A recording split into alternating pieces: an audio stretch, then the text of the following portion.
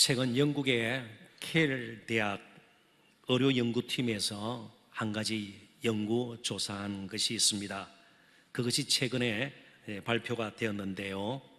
혼자 사는 사람, 그러니까 결혼을 하지 않고 독신으로 있는 사람일 수도 있고요, 혹은 결혼은 했지만 참 불가피한 사정 가운데 헤어져서 이제 혼자 되신 분, 그리고 배우자가 먼저 세상을 떠나는 바람에 사별해서 홀로 남게 되신 분들, 다 혼자 사는 사람이죠. 이 혼자 사는 사람들이 기혼자들, 결혼한 사람들보다 심혈관 질환으로 세상을 떠날 확률이 42%나 높았습니다. 그리고 뇌졸중으로 역시 세상을 떠날 확률은 55%나 높았습니다.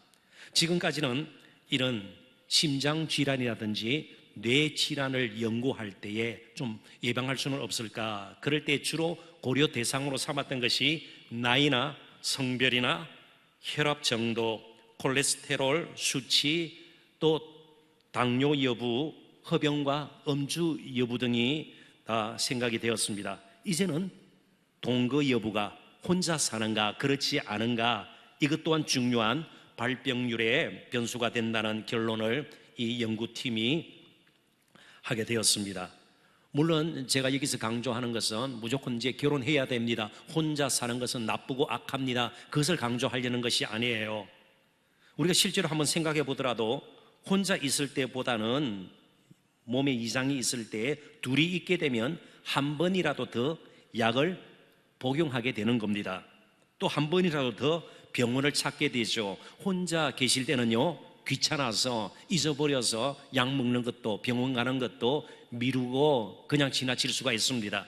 그러나 사랑하는 이가 같이 있을 때는요, 꼭 약을 챙겨 먹도록, 그리고 병원 가도록 계속해서 말을 하고 옆에서 때로는 성가실 정도로 그렇게 또 다구치지 않습니까?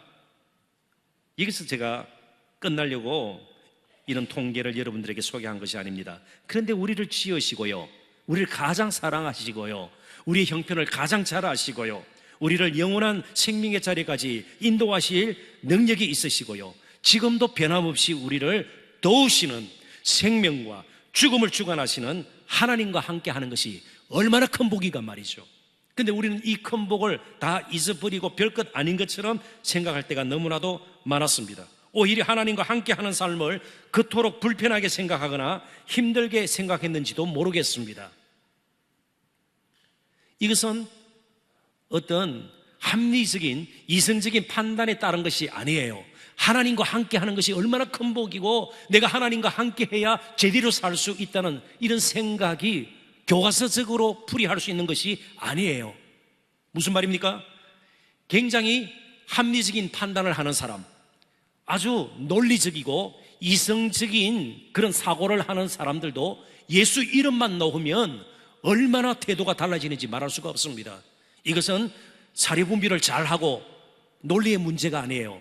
역으로 말하는 것 보면 전혀 논리도 없고요, 무슨 말하는지도 알아듣지도 못하고요, 또 인간적으로 볼 때 내세울 것도 별 것 없는 변변치 못한 너무나도 초라하게 보이는 사람이라도요, 얼마나 그의 삶에서 풍겨 나오는 것이 아름답고 참 숭고하고요, 다른 사람에게 감동을 주는지, 이건 단순히 어떤 논리의 문제 이런 것이 아니에요.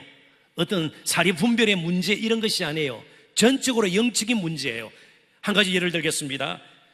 이스라엘 백성들이 광야에서 이제 가나안 땅에서 나아갑니다. 그런데 너무나도 심하게 하나님을 대적하고 하나님을 의심여기는 가운데서 불뱀에 물려서 다 죽게 되었습니다. 무슨 독성을 가진 뱀들이라고 생각이 돼요. 아마 우리가 그냥 그려볼 수 있는 것은 코브라 이런 종류가 아닌지 모르겠습니다. 다 죽게 되었습니다.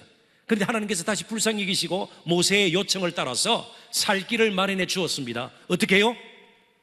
큰 장대 위에 노수로 만든 뱀을 쳐다보는 자들마다 다 치유함을 받고 살리라. 어려워요, 쉬워요? 굉장히 쉬운 것이죠. 무슨 논리적으로 깊이 분석을 하고 연구를 해야 됩니까?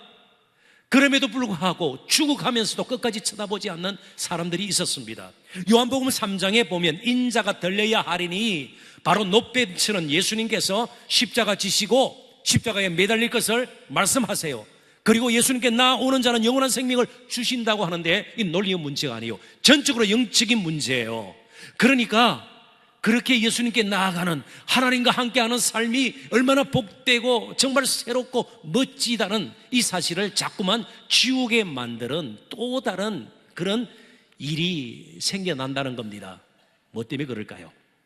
하나님이 계신 반면 악한 영, 마귀, 사단도 존재한다는 것을 우리는 잊지 말아야 합니다. 영적인 문제예요. 예배는 영적인 문제예요. 기도는 영적인 문제예요. 신앙생활은 영적인 문제예요. 예수 믿는 것 자체가 영적인 문제예요. 합리적인 판단과 사고와 우리가 가지고 있는 어떤 세상적인 경험, 지식 가지고는 도저히 해결할 수 없는, 풀이할 수 없는 일들이 실제로 예수님을 믿고 난 뒤 일어날 수 있다는 것을 우리는 전제해야 합니다. 그 가운데 오늘 본문은요, 도저히 이제는 소망이 없어 보이는 무너진 다윗의 장막, 다윗의 왕조가 완전히 이제는 무너질 그런 지경이 되었습니다. 그런데 하나님께서 다시 세우시겠다는 겁니다.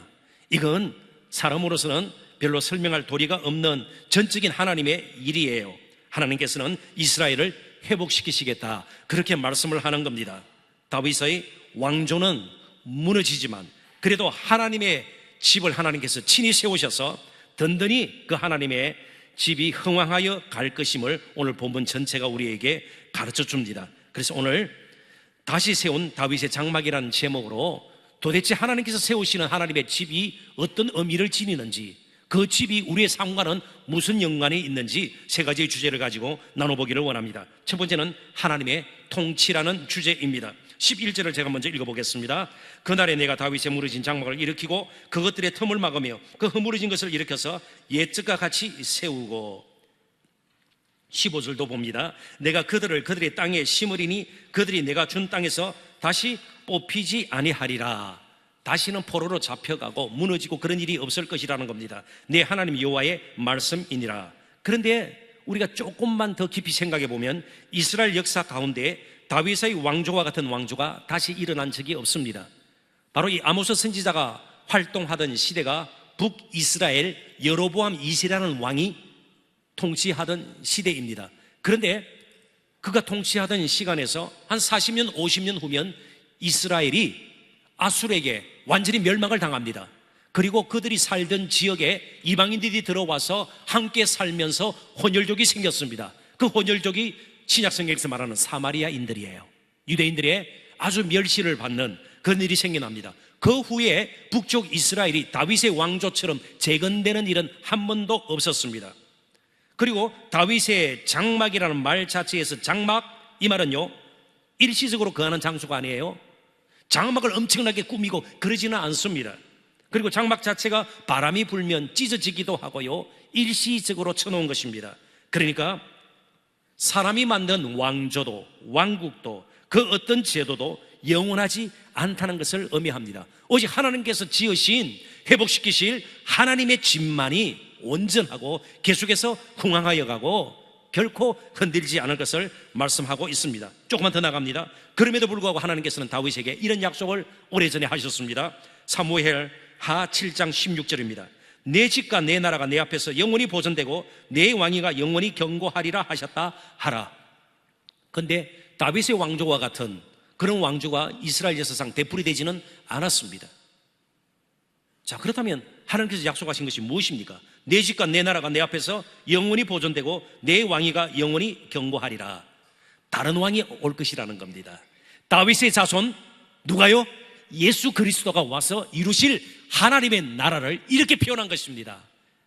이스라엘 옛 왕조는, 옛 이스라엘은 무너졌지만, 지구상에서 이제는 사라졌지만 예수 그리스도를 왕으로 삼는 새로운 나라, 새로운 이스라엘이, 새로운 하나님의 집이 세워질 것이라는 겁니다. 자, 그렇다면 하나님의 집이 어디에 있을까요? 청남동에 있나요? 압구정동에 있나요? 하남시에 있나요? 어디에 있나요? 오늘 저와 여러분이 하나님의 집이에요. 예수 그리스도의 십자가의 은혜로 말미암아 부름받아 함께 이룬 저와 여러분이 하나님의 집이고요, 특별히 하나님의 통치를 받는 그 영역을 성경에서는 하나님의 나라라고 그럽니다. 자, 그렇다면 하나님의 다스림을 받고 메사에 하나님을 왕으로 삼고 예수 그리스도를 왕으로 삼고 사는 사람이 하나님의 집이고 하나님의 나라예요. 그래서 모인 우리가 하나님의 나라입니다. 하나님께서 친히 통치하시는 나라가 하나님의 나라예요. 자, 그렇다면 예수 믿고 하나님이 나와 함께 하시고 하나님과 동행한다, 이 말은요, 이제부터는 하나님이 나를 다스리는, 이전에는 삶의 중심의 보좌에 내가 앉아 있었습니다. 내가 내 인생의 주인이었습니다. 주인이 바뀌는 것이에요. 하나님이 나의 왕이시고 나의 주님이 되셔서 나의 삶을 다스리시고 이끄신다, 그런 뜻이에요. 그래서 우리가 무엇을 하든 어디에 있든 하나님을 왕으로 삼을 때 바로 그것이 하나님의 나라예요. 바로 그 삶의 영역이 하나님의 나라예요. 제가 읽었던 글에 실려있는 이야기를 소개할까 합니다. 서울 홍익대학교 앞에 가면 점집이 여러 군데 있다고 그래요. 저는 세보진 않았습니다. 10서너 군데 된다고 그러더군요. 근데 점집을 운영하는 한 역술인, 굉장히 이제 고상한 표현입니다. 역술인. 이전에는 뭐라고 그랬어요? 점을 치는 사람들을, 그 정도로 하십시다. 혹시 또 소송에 말릴지 몰라요. 명예훼손으로 말이죠. 한 역술인이 어느 신문사 기자와 인터뷰 중에 한 말이에요. 인용합니다. 어제도 60대 한 교인이 막내딸과 결혼 예정인 예비 사위와의 궁합을 보고 갔어요. 교인들도 힘들거나 고민이 생기면 마음의 위안을 받고 싶을 때가 있잖아요. 우리 집 손님 10명 중 3명 정도는 교인입니다. 점집에 교인들이 온다는 것이죠. 이 통계가 신빙성이 있는지는 모르겠습니다. 그런데 실제로 점치러 가는 분이 교인 중에는 있으니까 이런 말을 했겠죠. 심지어 이런 우스갯소리가 있어요. 미아리에는 점집이 얼마나 많아요. 그런데 앞에 이런 광고 문구를 붙여놨다고 그래요. 기독교인 비밀 보장. 그까지는 괜찮아요. 우스갯소리인 것 같아요. 교역자 우대. 그러니까 어디에 개척하면 좋을까? 이번에 이런 사역을 시작할까 말까, 너무 답답하고 불안하니까 그럴 수 있다는 것이죠. 오늘 이 한 역술인도 이야기하지 않았어요? 그죠? 교인들도 힘들거나 고민이 생기면 마음의 위안을 얻고 싶을 때가 있잖아요. 여러분, 그럴 때 누구를 찾나요? 나를 지으시고 나를 사랑하시고 도와주실 수 있고 영원토록 함께 하시기를 기뻐하시는 그분 앞에 나가고 그분이 나를 붙들어 주시도록, 그분이 나를 이끄시도록 우리가 하나님을 인정해야 되지 않나요? 왜 숱한 갈등들이 우리의 삶에서 떠나시기를 않나요? 같은 일을 해도 왜 그렇게 피곤하고 지치고 힘이 드나요? 하나님께서 나를 다스리면 그런 부분이 해결이 되기 시작해요. 해소되기 시작해요. 그리고 감사가 나오기 시작하고요, 찬양이 터져 나오기 시작해요. 그러지 못하는 것이 지금 문제인 겁니다. 어디서 마음의 위안을 얻고 진정한 인생의 길을 걸을 수가 있나요? 날마다 반복되는 생활 가운데서 따분하기도 하고요, 정말 때로는 여러 가지 문제 앞에 우리가 힘들어하기도 하고 불안해하기도 해요. 불확실한 미래 때문에 마음 조아리기도 하죠. 그럼에도 불구하고 하나님이 나와 함께 하시는 것을 기뻐하시고 나의 왕이 되어주시겠다, 그분의 통치 밑으로 들어가면 이제는 우리는 제대로 사는 길이 열린 것이에요. 조금 다른 예를 들어볼까요? 여행을 계획하고 있다면 늘 가던 곳만 가는 것보다 새로운 곳에 한번 가고 싶은 마음도 있을 것입니다. 여러분, 그렇지 않아요? 물론 지난번에 갔던 곳이 너무 인상이 깊고 좋아가지고 한 번 더 가고 싶은 생각이 있을 거예요. 그렇지만 여행할 때마다 늘 그곳만 가지는 않습니다. 저 예를 한번 들어볼까요? 제가 설악산을 몇 번 다녀온 적이 있어요. 울산 바위도 올라간 적이 있고요. 그런데 설악산에 한 번 더 가는 것보다는 기회가 닿으면 저는 금강산을 가고 싶어요. 제가 미친 사람입니까? 아니, 미친 사람이에요. 목사는 굉장히 비합리적이네. 설악산을 가셔야지. 왜 갑자기 금강산 이야기를 해요? 설악산이 좋아요. 제가 아주 비이성적인 판단을 한 것입니까? 아니죠. 제가 지금 강조하는 것이 무엇입니까?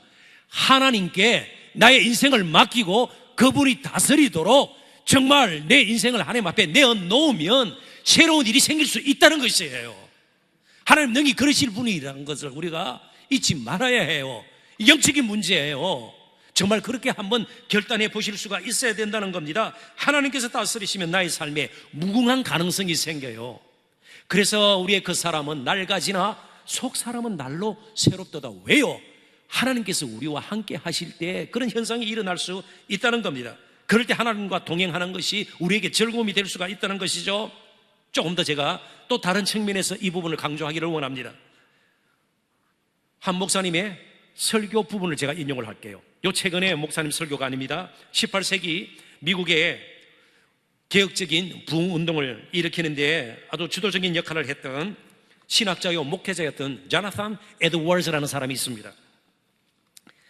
그분이 거룩하고도 초자연적인 빛, 그런 설교의 제목을 가지고 설교를 했습니다. Divine and Supernatural Light.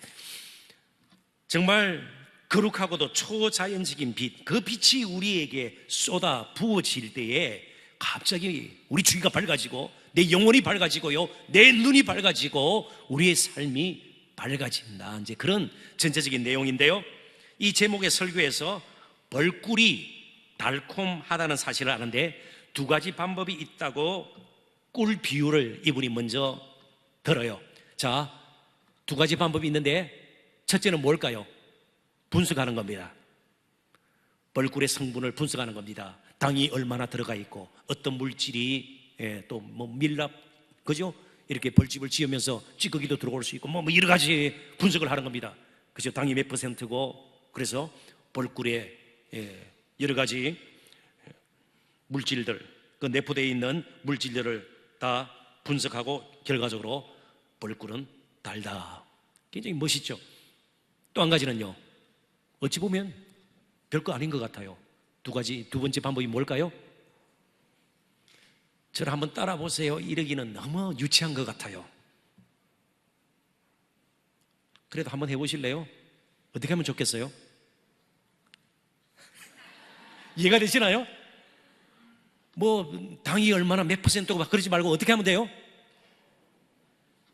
굉장히 쉽죠. 경험을 강조하는 것이에요. 그러면서 이분이 설교의 핵심으로 이제 나갑니다. 이제 인용을 합니다. 화면을 보시죠. 하나님이 거룩하시며 은혜로우시다고 생각하는 것과 그 거룩함과 은혜로움이 얼마나 근사하고 멋진지 마음으로 경험하는 것 사이에는 명백한 차이가 존재한다. 꿀이 달다는 것, 어느 분이 더 실감나게 이야기할 수 있어요? 꿀 맛을 본 사람이에요. 혀로 야 정말 달다.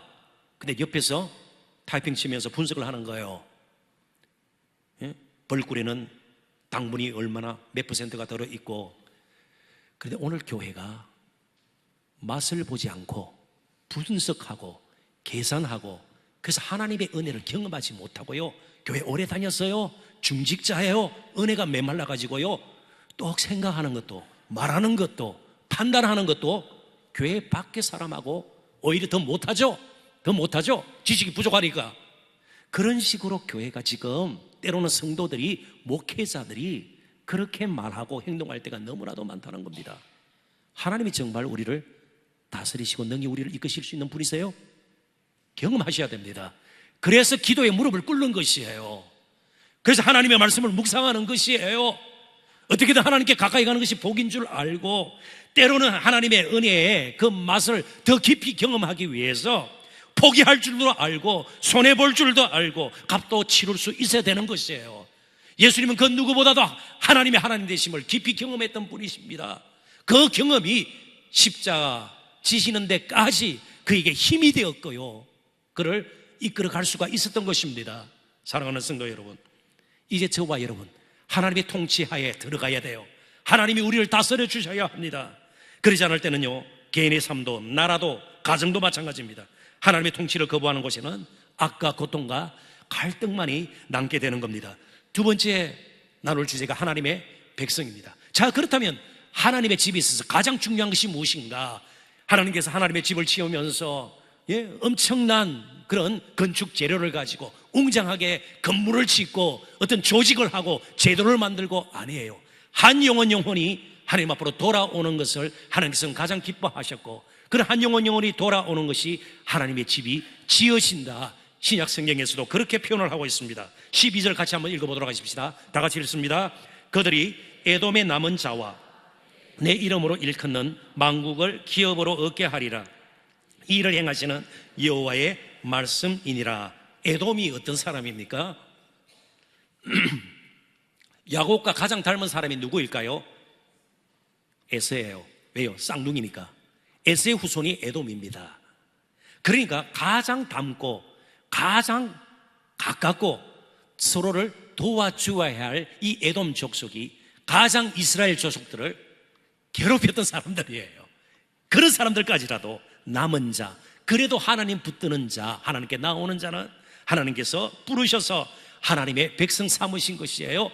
하나님의 집을 이제 지으신 것이에요. 그리고 만국을 기업으로 하나님의 소유된 백성으로 삼기 위해서 모든 족속으로 모든 열방으로 한 영혼이 돌아오도록 하나님께서 이제 하나님의 집을 열어놓으신 겁니다. 자, 그렇다면 하나님께서 가장 관심을 기울인다면 그것 또한 우리의 관심이 되어야 돼요. 언제 하나님께서 가장 기뻐하실까요?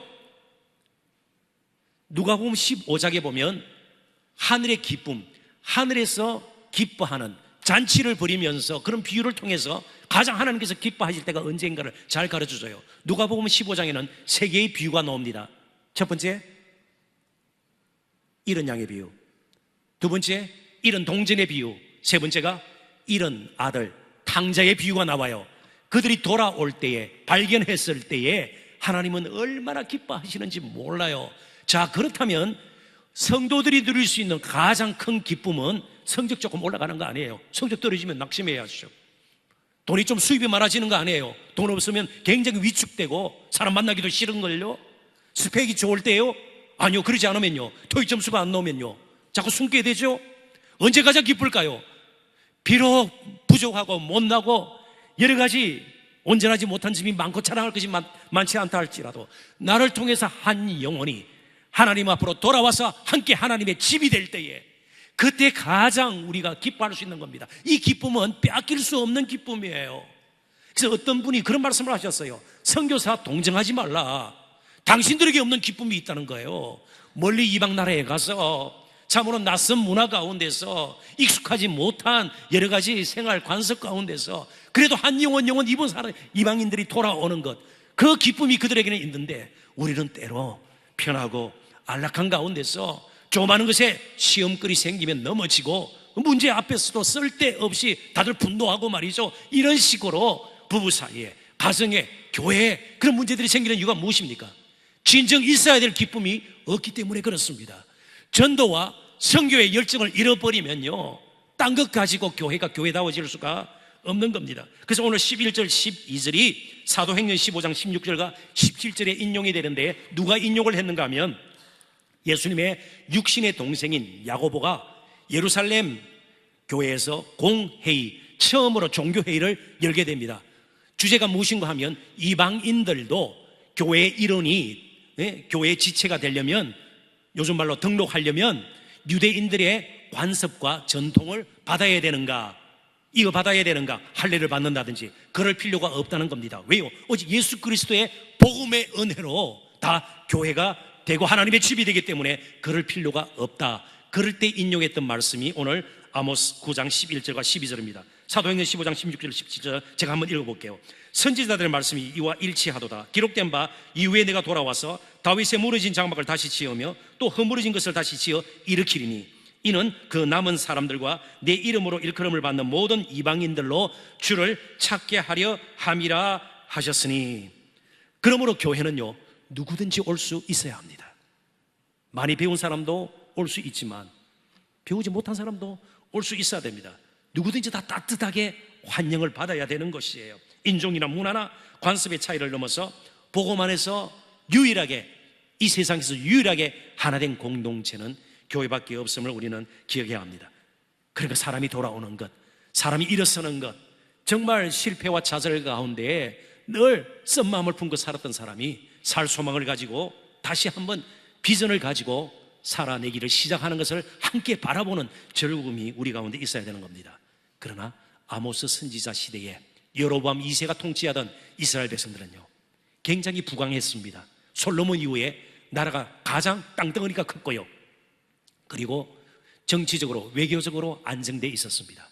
그런데 놀라웠게도 불의가 넘쳐났습니다. 가진 사람은 더 가지려고 그랬고요, 가지지 못한 자들은 늘 탄식 가운데 살 수밖에 없었습니다. 하나님께서 그리고 있는 정의로운 사회가 결코 아니었습니다. 그들은 그냥 가나안 땅에서 부유하게 사는 것이 그들의 목적이었기 때문에 그렇습니다. 한 영혼이 돌아오고 정말 하나님의 은혜를 함께 누리는 하나님의 집, 하나님 나라의 모습을 그들은 잃어버렸기 때문에 그렇습니다. 사람이 중요합니다. 사람이 중요합니다. 건물도 아니고 조직도 아니고 그 어떤 것도 아니에요. 사람이 중요합니다. 정말 사람이 영원한 생명을 얻고 망가진 인간성이 회복이 되고 온전한 사람으로 하루하루 변해가는 것보다 더 아름답고 가치 있는 일이, 더 귀한 일이 어디에 있겠습니까? 서로를 존중해야 합니다. 그런데 만약 전도와 선교의 열정을 잃게 되면 반드시 생기는 현상이 한 가지 있습니다.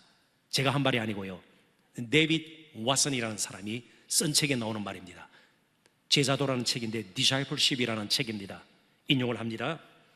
세상에서 그 병사들끼리 부단히 싸우는 군대는 그리스도의 군대밖에 없다. 이해가 되시나요? 웬만한 전쟁은 싸우다가 한쪽이 지면 항복해요. 안 그러면 도저히 힘들어서 못 싸우겠다, 휴전협정을 하든지 평화협정을 맺어요. 불가침 조약을 맺어요. 근데 끊임없이 자기들끼리 싸우는 군대는 그리스도의 군대밖에 없다. 오늘 현대 교회의 모습을 데이비드 왓슨이 정말 따갑게 지적한 내용입니다. 이제 정말 하나님의 백성들이 돌아오고 내가 하나님 백성 되었음을 정말 확신하는 그 기쁨이 우리 가운데 세워질 수 있어야 합니다. 주님께서도 제자들에게 기쁨을 가르칠 때 이러한 즐거움, 이러한 기쁨을 가르쳐 주었습니다. 요한복음 4장 35절 36절 함께 또 읽어보도록 하십시다. 다 같이 읽습니다. 너희는 넉 달이 지나야 추수할 때가 이르겠다 하지 아니하느냐? 그러나 나는 너희에게 이르노니 너희 눈을 들어 밭을 보라. 희어져 추수하게 되었도다. 거두는 자가 이미 삭도 받고 영생에 이르는 열매를 모으나니 이는 뿌리는 자와 거두는 자가 함께 즐거워하게 하려 함이라. 우리가 정말 추구해야 될 즐거움, 취하지 않는 일시적인 말초적인 그런 쾌락이 아닌 진정한 기쁜 즐거움을 누리려면 사람을 소중하게 생각해야 된다, 그런 뜻입니다. 그래서 예수님 자신도 정통 유대인들이 아닌 사람들을 만나셨고 그들을 용납하셨고 그들에게 구원을 선포하셨습니다. 사마리아 여인, 수가성 여인, 우물가에서 만난 그 여인 말이죠. 수로보르게 여인, 이방 여인입니다. 그리고 로마인 백부장에게도 구원을 선포하셨던 주님을 이 시간 우리는 기억합니다. 그 예수님으로 말미암아 저와 여러분이 하나님의 가족이 되었습니다. 이제 우리 가족 가운데에 또 버려져 방황하던 그런 영혼들을 불러 모으는 일에 저와 여러분이 더 앞장서야 할 것입니다. 하나님의 가족이기 때문에 저는 여러분들에게 가족이라는 한 시를 잠시 소개할까 합니다. 나의 가족이라는 제목이 붙어있는 김수영 시인의 시인데요, 마지막 단락, 마지막 문단 여러분들에게 소개합니다. 거칠기 짝이 없는 우리 집안에 한없이 순하고 아득한 바람과 물결, 이것이 사랑이냐? 낡아도 좋은 것은 사랑뿐이냐? 생활이 넉넉지 않을 수도 있고요, 또 아이들끼리 치고받고 싸우기도 하고요, 천장에서 비가 새기도 하고, 옛날 집에는요 천장 위로 아파트가 생기기 전에 지가 왔다 갔다 했어요.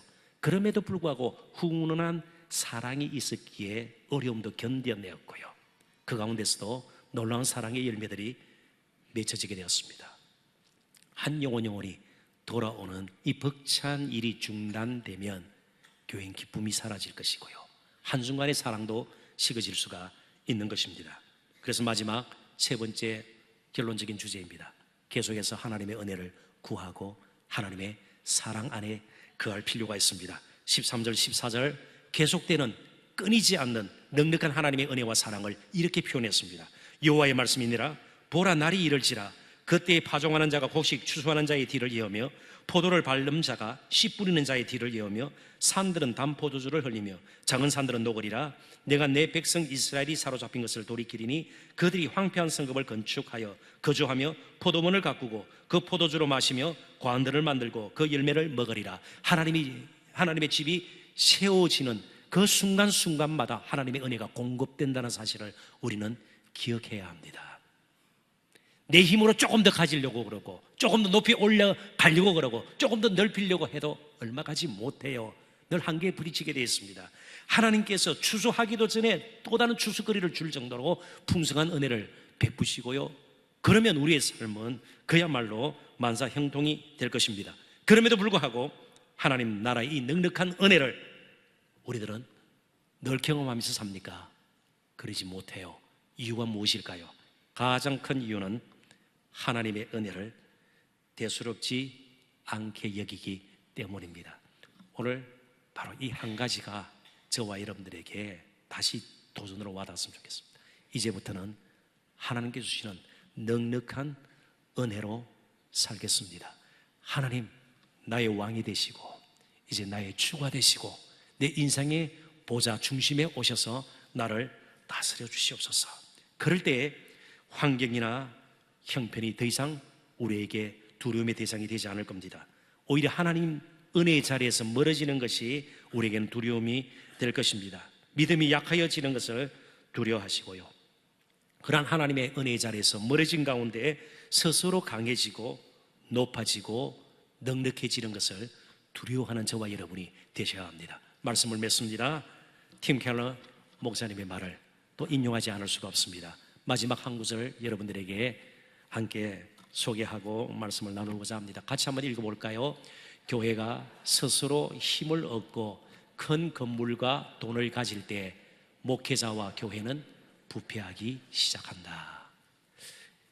가정도 마찬가지입니다. 꼭 어렵고 힘들 때는 하나님 붙들게 돼요. 그런데 큰 건물과 돈을 가지고 힘을 얻으면 개인도 가정도 교회도 마찬가지입니다. 팀 켈러 목사님은 쓴 책에서 이 부분에서 더 나갑니다. 결국 교회가 큰 건물, 돈, 힘을 얻고 가장 쓴맛을 보게 되는데 그 쓴맛은 촛대가 옮겨지는 겁니다. 촛대가 옮겨지는 겁니다. 더 이상 하나님께서 서양하실 수 없는, 이제 무너져버린 다윗의 왕조와 같은 그런 처지가 된다는 것이죠. 사랑하는 성도 여러분, 이제 1년의 반을 지나게 됩니다. 다시 한번 마음의 허리를 동이고 하나님의 은혜로 여기고 하나님 앞에 그 은혜를 구하고 딴 것 조금 손해보고 포기하더라도 하나님의 다스림 안으로 들어가시는 저와 여러분 되시기를 주님의 이름으로 축원합니다.